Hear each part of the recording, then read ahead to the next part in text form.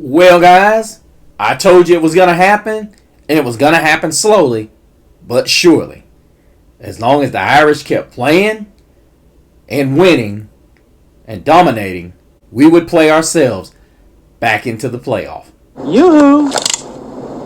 I'll make you famous. Want to find out how we took another big step towards that goal and also what kind of carnage happened around us? Stay tuned to find out on Talk Like a Champion.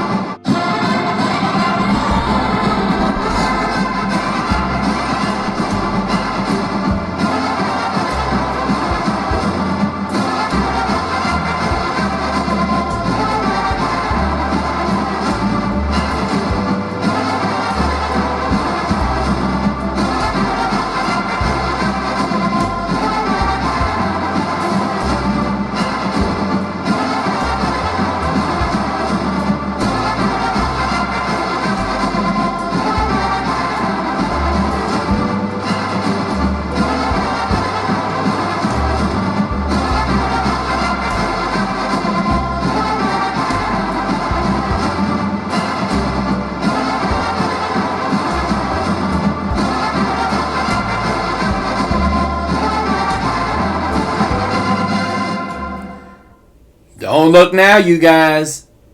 But here come the Irish.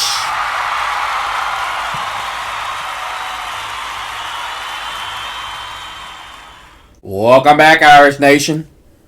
Thank you all so much for joining us here on another edition of Talk Like a Champion. Of course, you're talking here with the one and only Mr. CeeLo yet again. And guys, I just want to give you a huge Irish shout out. Letting you guys know I'm thinking about you always. I'm always thinking about how to do this content and compete with the others around me for giving you top-notch quality content. Because needless to say, there are a lot of people whom have had this team wrong for a very long time. Especially with our receiving core. And basically shifting the blame and playing around with it. And I'm not going to do that. Many of you guys, the subscribers that we have here, you guys have always been in the loop, understanding that it's more than just about the quarterback. Just about the receiver getting open. It's about whether or not there are perfect routes called, the type of route trees, the type of plays that are being called, and whether or not the quarterback is competent and has the tools to understand and read and get the ball to that individual. And right now, I must say, I am very confident that CJ Carr can be that dude and is showing he has that dude.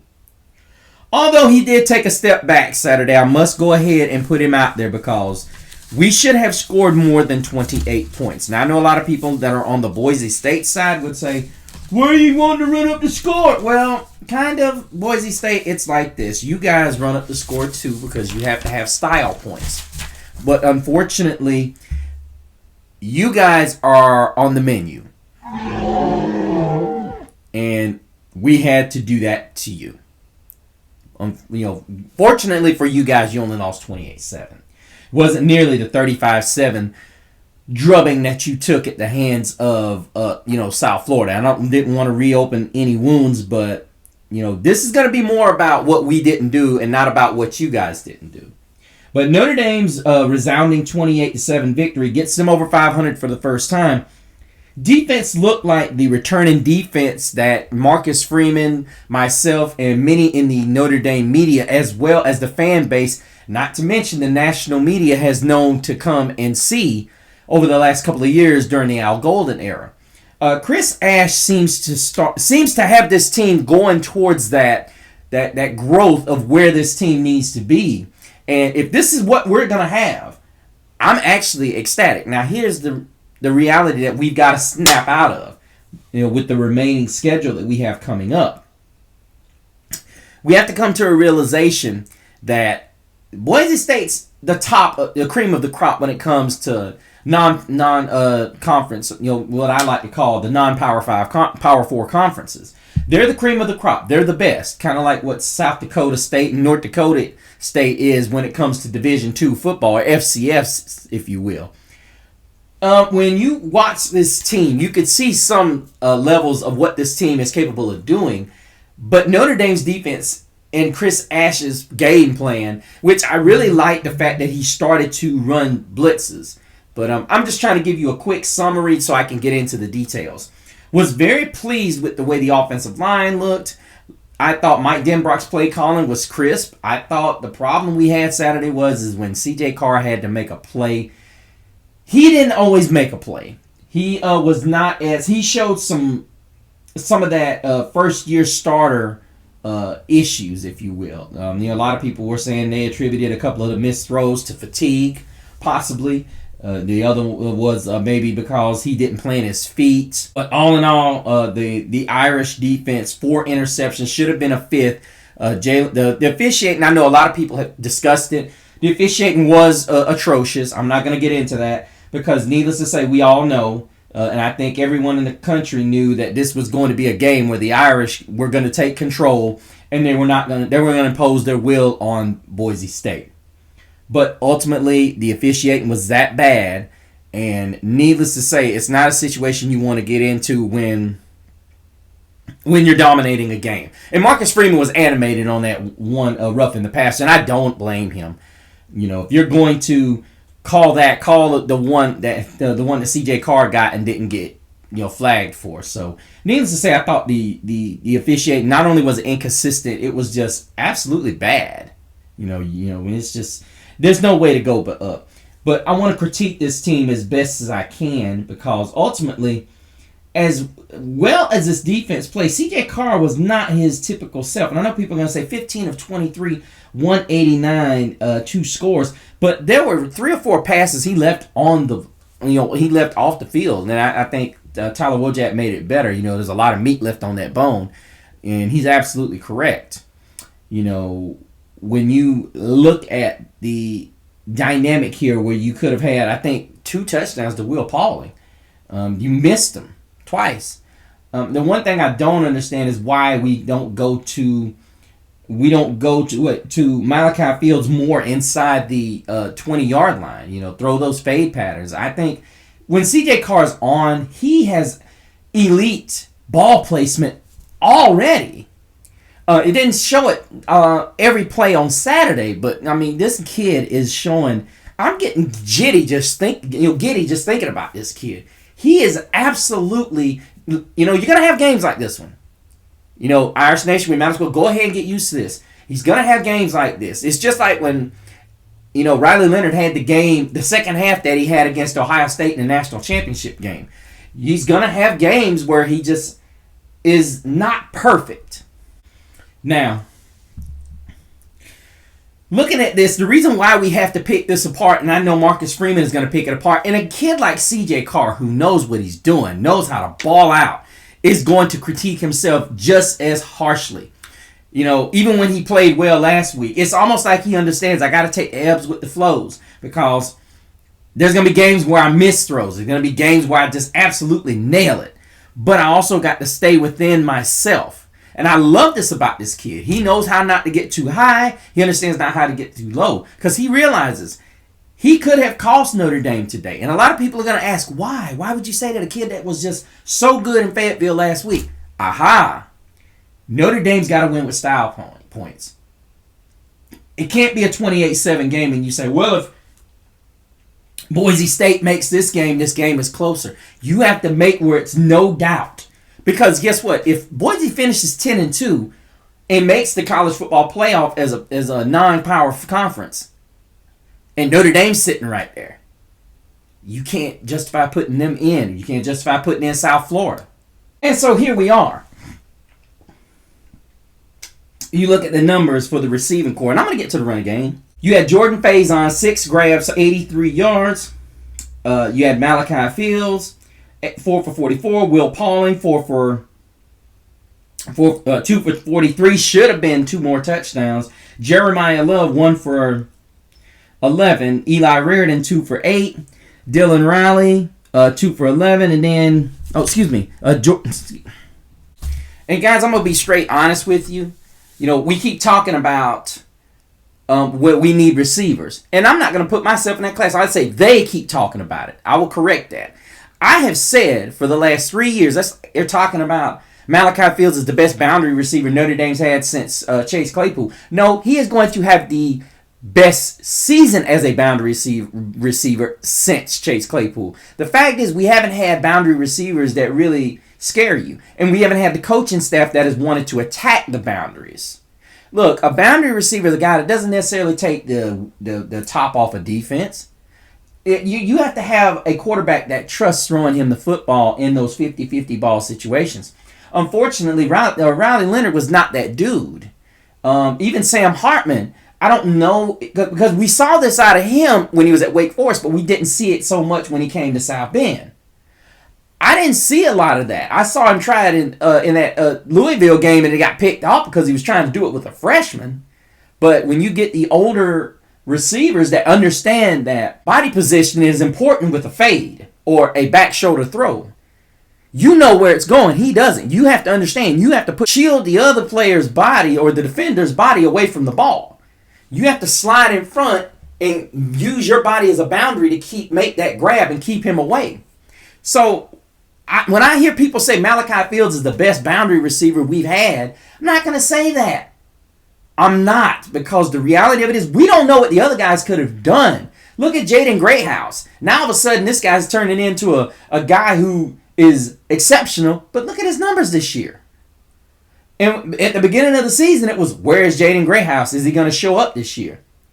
Jaden Greathouse ain't the problem. It's the fact that, one, we've got so many mouths to feed, and CJ Carr has turned out to be the best quarterback as far as feeding his teammates.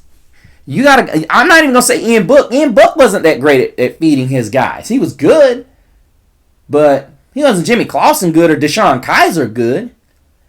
You know, those two guys, it didn't matter who you were. If you was open, he got you the football. Now, hopefully this is what we're going to get out of CJ Carr, and that's what it's looking like. And I'm not going to sit here and chastise him harshly because he is a redshirt freshman, and he's been exceptional. And he's the reason why people are looking at this team and saying, whoa, buddy. And I'm going to keep riding this train until we go. Everybody's going to say, we need to let Jadarian Price and Jeremiah Love go about their merry way. We've got young guys. No. We don't let them go. Because the other guys, regardless of what their eligibility is, they're going to stay because they won a championship. And they're going to get their turn. Especially with CJ Carr at the helm. CJ Carr's not going anywhere after next year. People are going to say, oh, well, he's been in school 3 years. He might go. No, he won't. CJ Carr will not leave this program. And this is the reason why, ladies and gentlemen. I will go ahead and tell you.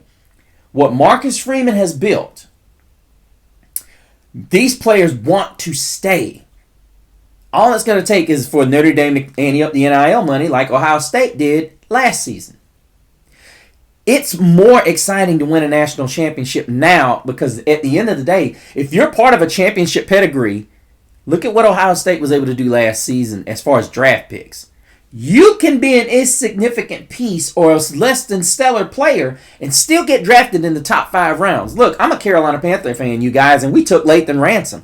And a lot of people are going to say he's the scrub of that group. No, he was just the guy that was not talked about so much. And this guy is a hitter.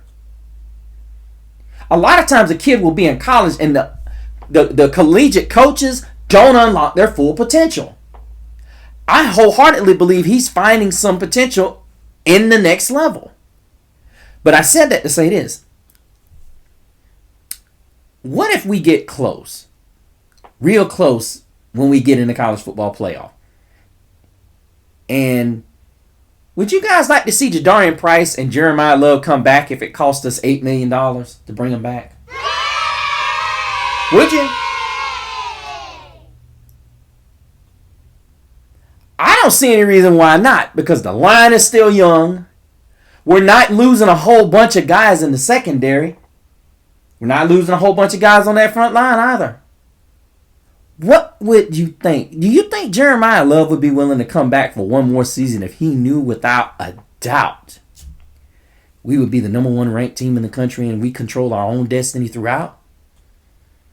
I'm going to make that as a poll question, you guys. Would you like to see Jeremiah Love come back and Jadarian Price come back? Because they're both eligible for the NFL, but only one has got a first-round grade, and that's a travesty. But I will tell you this. Do I think Jadarian Price is moving up teams' boards? Absolutely. Irish Nation, I think we need to seriously consider seeing if Jeremiah Love would be willing to come back next year. With that being said, let's look at our star backfield, which is totally outshining that other one in Happy Valley. 16 carries for Love, 103 yards. Jadarian Price, 8 carries, 83 yards. Just continues to impress. I mean, it just seems like, okay, you're worried about Jeremiah Love, and then when Jadarian Price comes in there, it's like, nah, we ain't got nothing to worry about. Stupid. And this guy's popping off almost 7 yards a carry. He popped off 10 yards a carry in this game. This is why I say it's so crucial that if the Irish want to make a huge stand or a movement in this college football playoff, they need to do it, and they need to do it immediately. Because the way this thing is looking, I'm going to go ahead and tell you, the way this thing is looking, you guys, we're going to get in. And I want you guys to check out my show, Gridiron Gab Triple Option, and I'll go over all the details and the carnage of what took place this weekend, as there were 2 top 10 teams that fell and actually fell completely out of the top 25. So many of you may know, but I will go over what those teams did and how they could possibly sneak back in. One of these teams is probably going to be done, and the other team is fighting for its life, and they have a brutal conference schedule to go through. But everything has played into the Irish's hands. I will also on that same program, Gridiron Gab Triple Option, give my top 25 analysis and tell you what I think was right, what I think was wrong.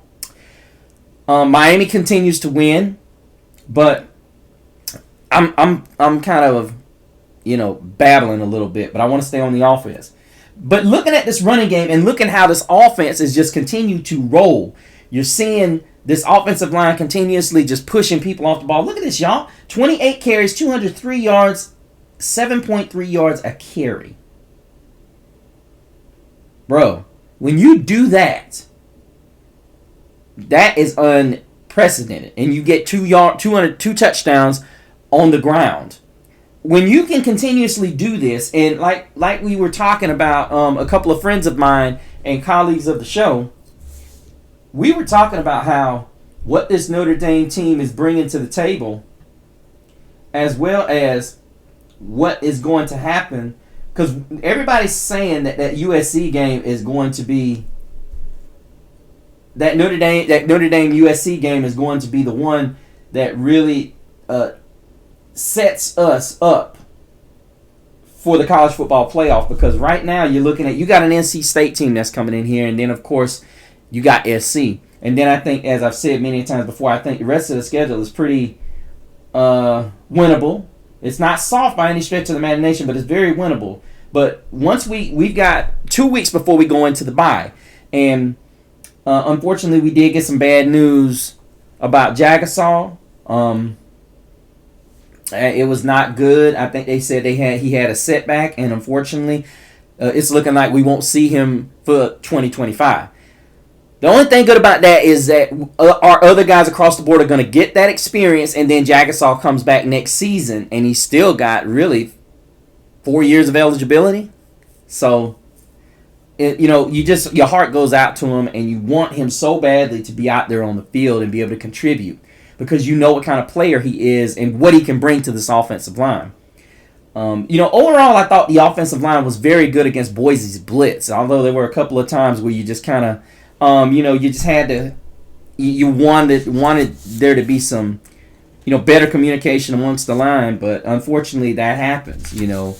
You're gonna have situations where, you get some, tackle for losses, which Boise ended up doing, getting 5 of those, and you'll live with those. It's not a situation where you can't say you're going to be perfect. I don't expect that every single play, but then again, you're asking for your offensive line to do an exceptional job and continue to go out there and try really hard, and that's what you want. But they didn't give up any sacks, and were able to get out of there with minimal damage, as far as injuries go. But let us go to the defensive side, which many people are talking about. If this unit gets back to where it was last year, this team is a legit college football contender. And here's the thing. If we do get this defense back, I think that opens eyes more than the offense does. I think Marcus Freeman and Chris Ash's plan now is to show the world that our defense is back to its Notre Dame dominant fashion. Now, I know what a lot of people are going to say, well, that's against a certain level of opponent. You might have a point there. We've got USC coming in here. That would be an excellent test. Leonard Morris stepped his game up after being hurt. And I know what people are going to say. How can you step it up any better than that? Well, the guy had 2 interceptions. I guess Matson didn't realize who he was throwing at. So you play with fire, you get burned. So he ended up getting 2. Tay Johnson and Luke Talich had 1. But then you'd love to see Jalen Sneed get his.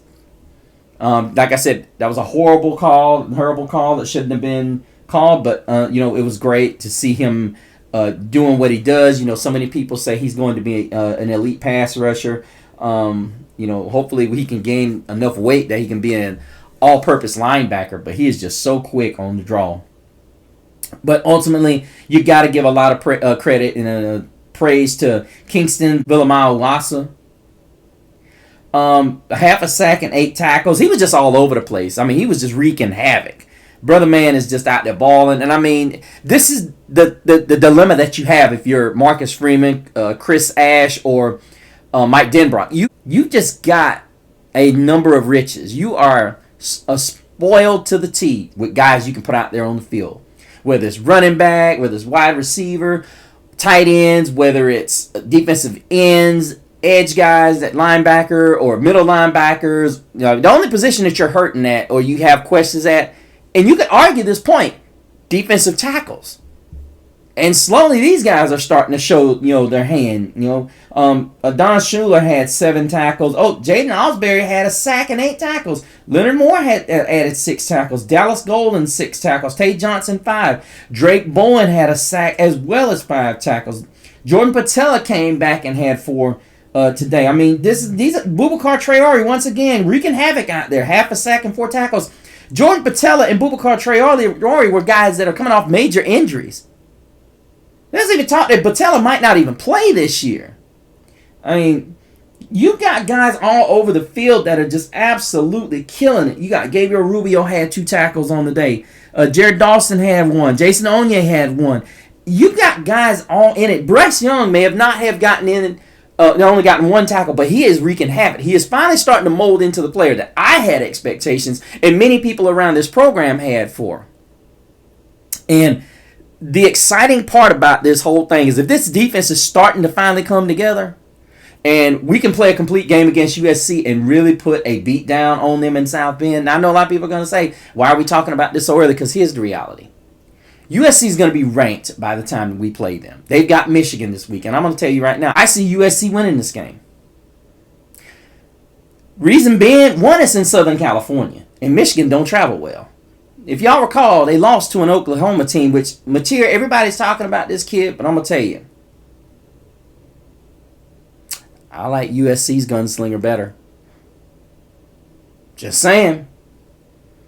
Remember I said that, and there'll be details on this game on my show, Gridiron Gab Triple Option on this show. If you're interested in seeing what I see are the main points and focal points of this game that USC is going to need to do to win this game and what Michigan needs to do to counter what the Trojans do. Make sure you join me.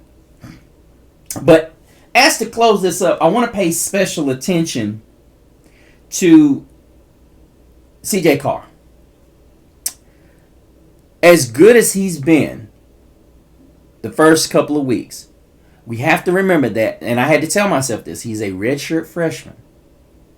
We have to remember he is in his first season of starting.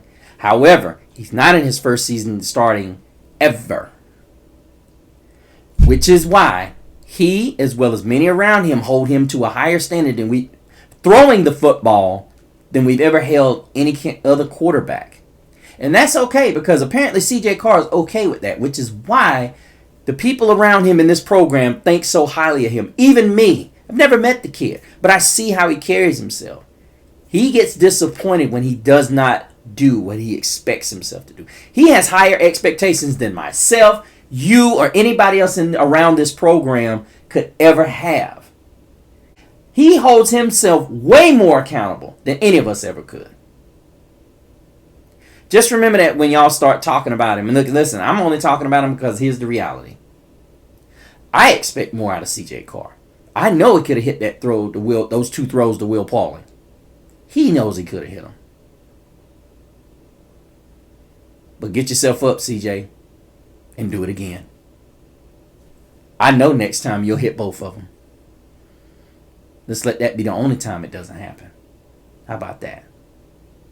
You got a fan here, CJ. And I was a big Kenny Minchie, and I was a big time Steve Angeli fan. But now, I simply say to Angeli, happy trails. Thank you for your service. Full speed ahead to the C.J. Carr era.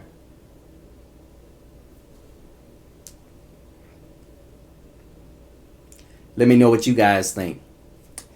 Guys, make sure you comment down below. Brad, I know you're going to be in here, buddy. Still waiting on you to join the crew. And leave those mutts outside. Make sure when you join the channel that you go ahead and put your name down below. So when I finally get a t-shirt made, you guys will be able to grab that merch. Also, make sure you go over to the Facebook page, Talk Like a Champion, join the group, as well as joining the Facebook page. Finally, make sure you go to my Instagram at Mr. CeeLo so you can keep up with all of my in-season shenanigans that I will be caught up in. But until we meet again, may the road rise up to meet you. May the wind be always at your back. May the sun rise warm upon your face. May the rains fall soft upon your fields. And until we meet again, may God hold you in the palm of his hand.